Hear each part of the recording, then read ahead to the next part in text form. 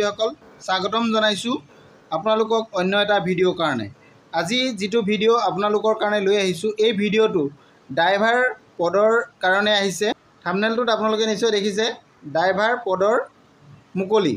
Driver পদ মুকলি হৈছে। ইয়াতে কোনো ধৰণৰ আপোনালোকৰ এক্সাম নহয়, ইয়াতে আপোনালোকৰ স্কিল টেষ্ট হ'ব আৰু ইণ্টাৰভিউ হ'ব, ডাইৰেক্ট ইণ্টাৰভিউ হ'ব। ইণ্টাৰভিউ আপোনাৰ ভাইভা হ'ব।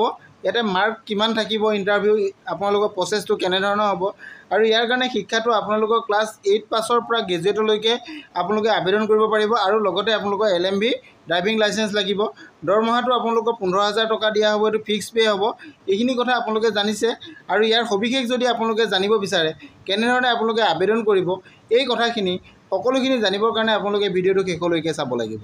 আৰু যদি আপুনি মোৰ চেনেলত প্ৰথমবাৰলৈ আহিছে তেন্তে চেনেলটো ছাবস্ক্ৰাইব কৰি কাষতে থকা অল নটিফিকেশ্যনটো অন কৰি দিব। আহক আমি আজিৰ ভিডিঅ'টো আৰম্ভ কৰোঁ।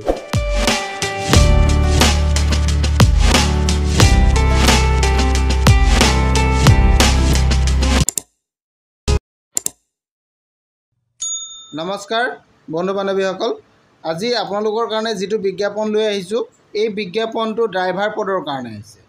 ইয়াতে ড্ৰাইভাৰ পদৰ ভেকেঞ্চিৰ কাৰণে বিজ্ঞাপনটো আহিছে লখিমপুৰ ডিষ্ট্ৰিক্টৰ পৰা। গতিকে আপোনালোকে ভিডিঅ'টো শেষলৈকে চাব। ইয়াতে আপোনালোকে নিশ্চয় ইয়াতে দেখা পাইছে এডভাৰটাইজমেণ্ট নৰ্থ লখিমপুৰ 20 আগষ্ট 2025ত এই নটিফিকেশ্যনটো আহিছে ড্ৰাইভাৰ পদৰ কাৰণে। ইয়াতে আপোনালোকে চাব পাৰিব ড্ৰাইভাৰ ভেকেঞ্চি আহিছে। এইটো নাম্বাৰ 1 এটা ভেকেঞ্চি আছে আৰু এই পদটোৰ কাৰণে আপোনালোকৰ ক্লাছ 8 পাছ হ'ব লাগিব। 8 পাছৰ পৰা আপোনালোকে গ্ৰেজুৱেটলৈকে এই পদত আবেদন কৰিব পাৰিব আৰু লগতে আপোনালোকৰ LMB লাইচেঞ্চ লাগিব, ড্ৰাইভিং লাইচেঞ্চ থাকিব লাগিব।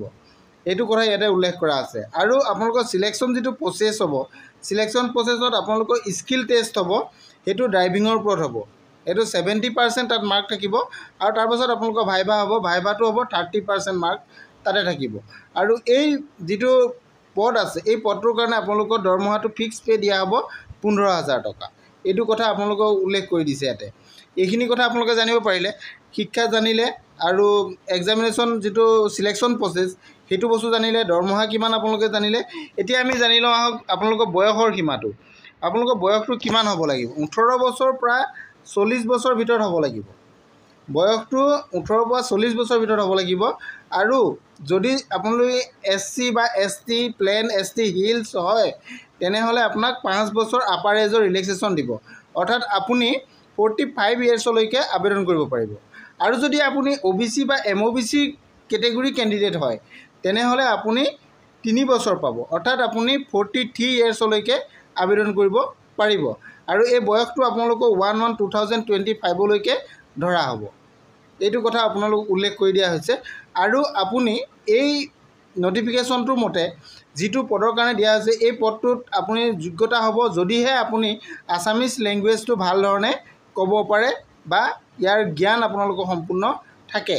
এইটো কথা ইয়াতে উল্লেখ কৰা আছে, এইটো আপোনালোকে চাই ল'ব পাৰিব। মেইন পইণ্টটো এইকেইটা আছিলে আৰু ইয়াৰ সবিশেষ গোটেইখিনি আপোনালোকৰ ইয়াতে দিয়া আছে, আপোনালোকে চাই ল'ব পাৰিব। এইটো অফিচিয়েল ৱেবছাইটটো আপোনালোকে নিশ্চয় দেখিছে। এই ৱেবছাইটত গ'লে আপোনালোকে সবিশেষ জানিব পাৰিব। আৰু ইয়াৰ যিখিনি অনলাইন আবেদনৰ তাৰিখ, কেনেধৰণে আপোনালোকে আবেদন কৰিব আৰু কেতিয়ালৈকে আপোনালোকে আবেদন কৰিব পাৰিব এইখিনি কথা ইয়াতে উল্লেখ আছে। মই এইটো আপোনালোকক জনাই দিছোঁ। আপোনালোকে চাওক, ইয়াতে আপোনালোকক আবেদন কৰিব দিছে। যিখিনি আবেদন দিয়া আছে আবেদনটো কেনেধৰণে কৰিব ইয়াতে লিখিছে হাউ টু এপ্লাই। আপোনালোকে এইটো নিশ্চয় দেখিছে হাউ টু এপ্লাই, কেনেধৰণে আপুনি এপ্লাই কৰিব। ইয়াতে এপ্লাই কৰিবলৈ হ'লে আপুনি যিখন আছে ফৰ্ম আছে এপ্লিকেশ্যন ফৰ্ম, সেই এপ্লিকেশ্যন ফৰ্মখন অৰ্থাৎ আপোনালোকে ইয়াতে ষ্টেণ্ডাৰ্ড ফৰ্ম ব্যৱহাৰ কৰিব পাৰিব।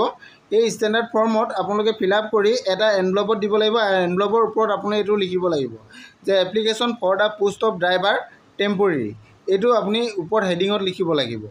আৰু ইয়াৰ যিটো অফিচ আছে সেই অফিচৰ এড্ৰেছটো হৈছে এইটো, আপোনালোকে চাই লওক, district sessions judge Lakhimpur, north Lakhimpur, pin number 787011।